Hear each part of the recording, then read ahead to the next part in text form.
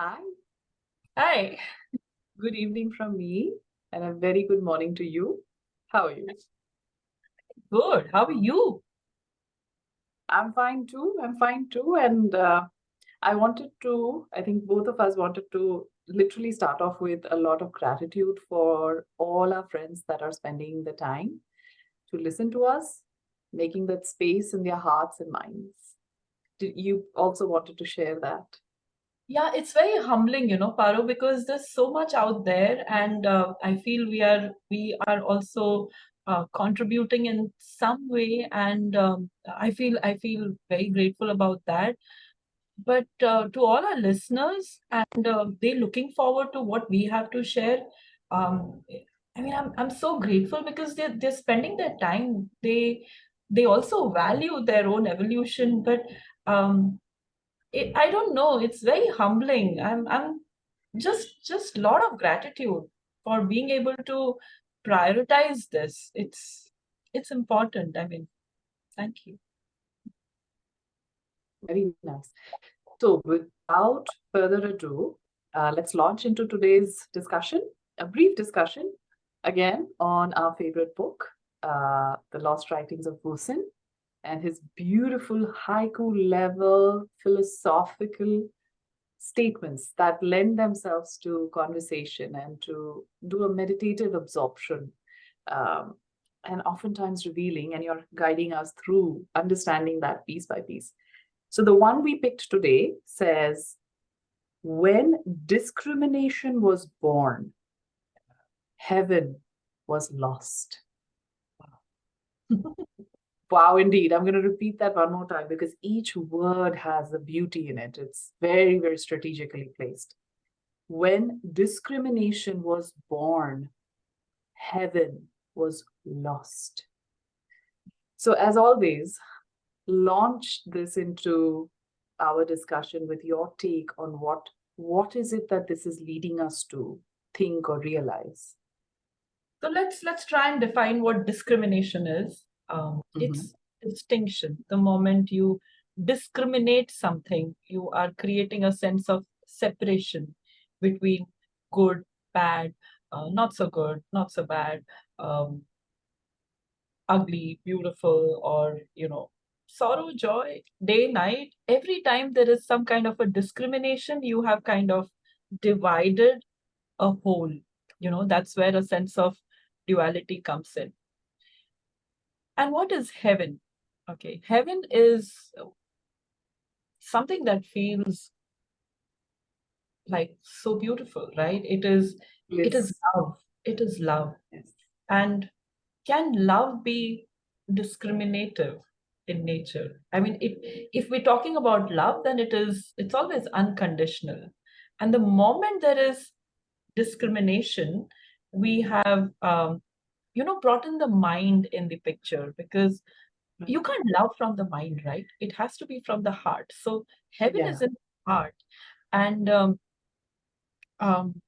the moment the mind jumps in, any kind of analysis begins, right? It is Right. that just appears on the surface. I mean, Duality. Is that what you're saying? yes, yes, it's duality.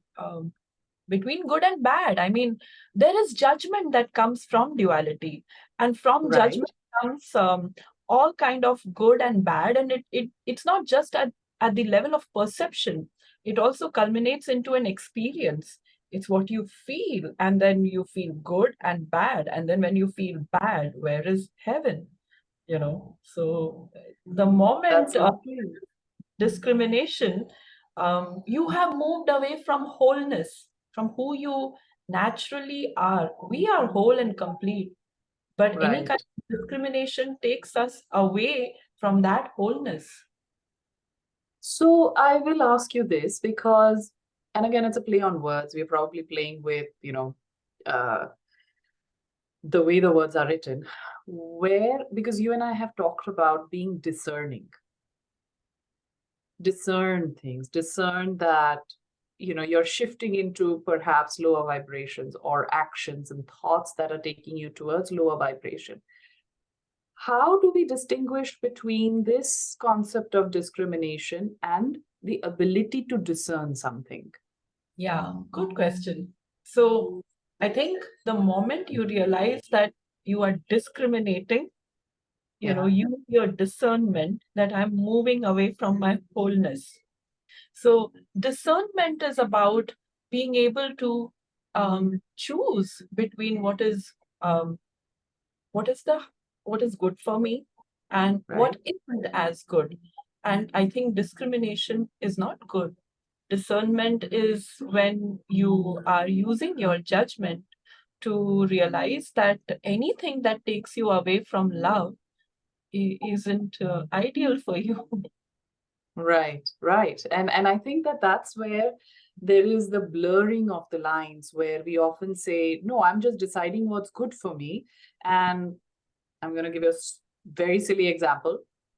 Banana is not good for me. Therefore, banana is bad. And I think that's what you're talking about is understanding what is not good for you necessarily isn't bad. That's where you discriminate against Yes. someone, something. You make your choices without labeling something as inappropriate or bad. Discrimination creates these labels and they are heavy, and Right, they come from our opinions, and opinions spread like wildfire, and we are influencing so many people, and taking them out of their experiences, which could have been otherwise good for them. right, So our experiences, we we also generalize them. Okay, banana is not good for me. Maybe it's not good for me now. Maybe it's going to be good for me in the future. It was good for me right, in the past, right? So right, it is for the moment, right? So any kind of discrimination also creates a sense of conclusion, right? So right, uh, can you discern and not discriminate? you know right, make your choices without without those heavy labels as bad. If something's not meant for you does not mean that it is bad.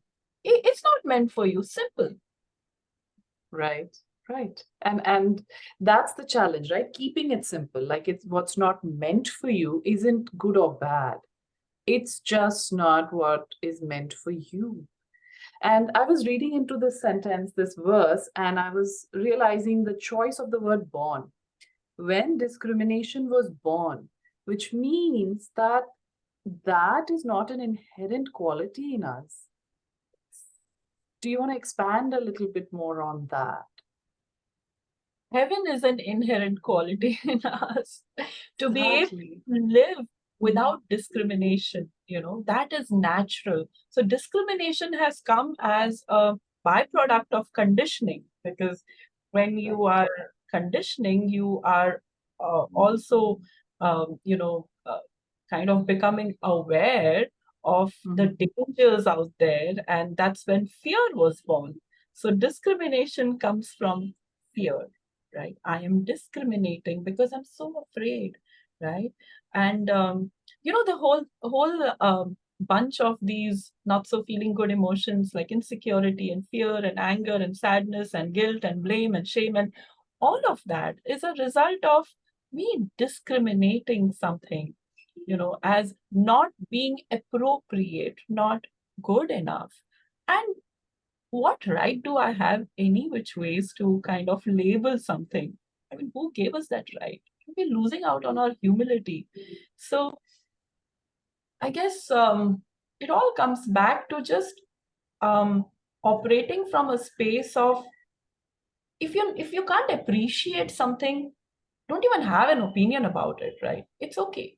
Let it go. If you can appreciate, well, it's good. Good. I mean, um, and there are many ways of looking at something, and we're just looking at things from the peephole. So I think we've become too negatively focused on something True, that true.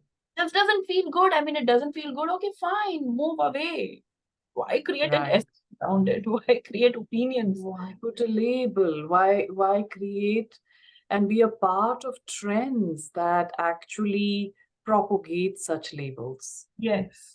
And I think that's a very powerful message, that discernment is for your use only, while discrimination actually has the publicity part of it, where Yes. you're now publicizing your opinion and trying to create sort of a mob mentality because a label is easy to adopt.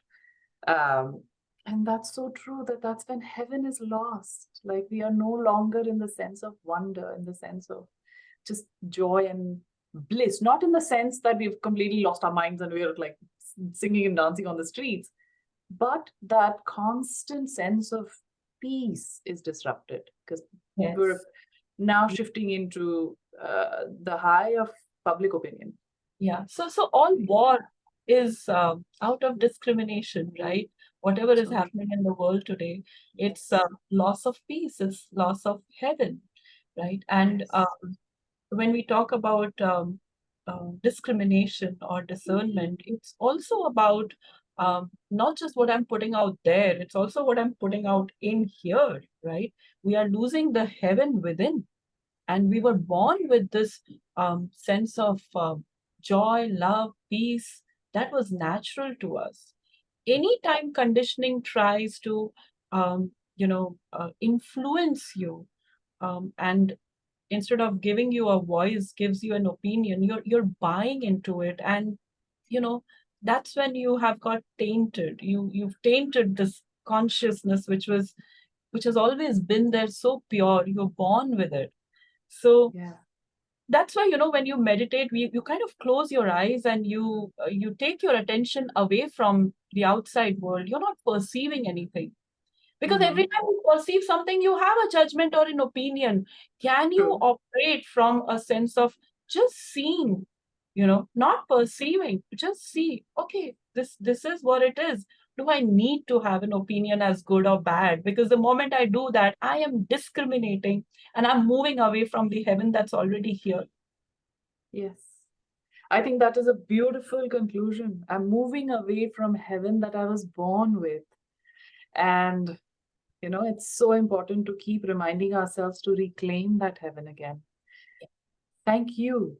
This has been, brief, but I think this is one of the most powerful conversations we've had around uh, such a sensitive topic. And I hope everybody listening to us truly hears what you have to say about discernment versus discrimination. I had a lot of fun, Naz, just talking on this subject. We should do another part for this one. This one is a really Sure. amazingly deep subject. But that's for another time. And we'll have a lovely conclusion right now and see you soon on the other side. See you soon. Thank you. Bye. Thank you, everybody, for listening. Thank you once Thank again. you. Thank you. Bye.